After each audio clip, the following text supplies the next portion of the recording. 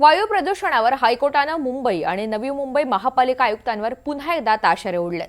नवी मुंबई पालिका आयुक्तांचा पगार कोर्टानं थांबवलाय. तसंच मुंबई महापालिका आयुक्त भूषण गगराणी यांचा पगार का रोखू नये असा सवाल देखील मुख्य न्यायमूर्ती श्री चंद्रशेखर यांनी उपस्थित केलाय. मुंबईतल्या हवा प्रदूषणाबाबत याचिकाकर्त्यांच्या वकिलांनी परिस्थिती मांडली, समोर ठेवली.